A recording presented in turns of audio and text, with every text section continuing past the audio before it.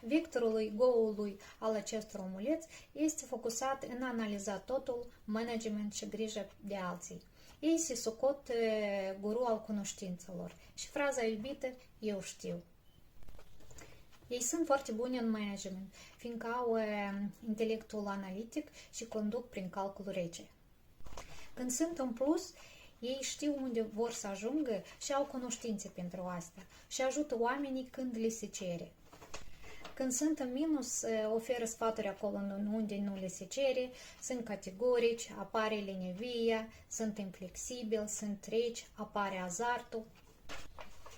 Ei foarte mult analizează în mintea sa. De ce ei obosesc foarte repede crezând că deja au lucrat?